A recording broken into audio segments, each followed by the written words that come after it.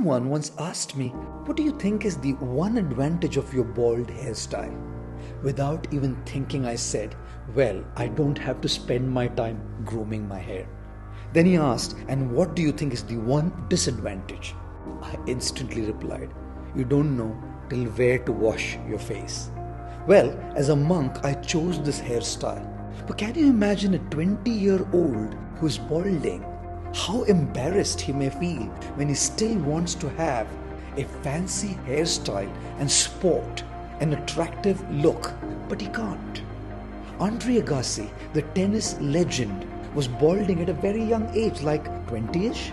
His brother Philly brought him a wig that would save the young man from feeling embarrassed. Andre got used to the wig and no one even knew he was bald.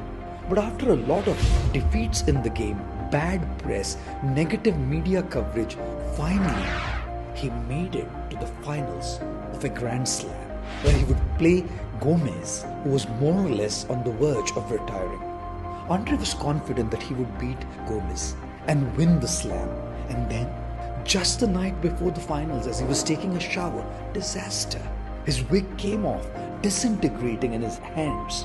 He called for his brother Philly in a state of panic. Do something. Can't go on the court like this. He could have played like that as well, but after months of mockery and criticism, he'd become very self-conscious. Philly, his brother, somehow managed to fix the wig with bobby pins, but also advising Andre that he should not move around a lot on the court.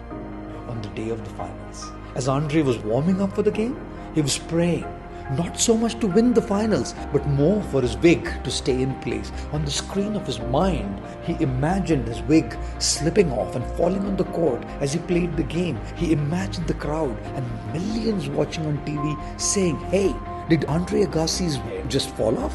And then the match started. And Andre's attention throughout the match was more on the wig, not on the game. And sure enough, he lost. On one hand, he was happy that the wig didn't fall off. But on the other hand, he was devastated that he lost in his very first finals. It's kind of like when your enemy falls from the 15th floor of your building, but falls on your newly purchased BMW. You don't know whether to laugh or to cry. When I read the story in Andre's autobiography, Open, which is so well written, I was thinking, isn't the story very true about our life as well, guys? All of us have our own wigs to save in life and our own matches to play. The wigs represent the small, the immediate, the maybe not so important.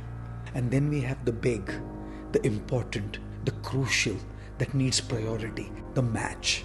But we can get so consumed by the small that we may end up losing the big. A war is made of many battles. Sometimes we win those battles and sometimes we lose those battles, and that's fine, it's okay. What's important is not winning or losing the small battles, but winning the war. So what are you waiting for?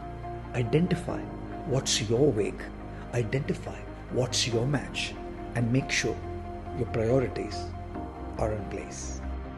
Someone once asked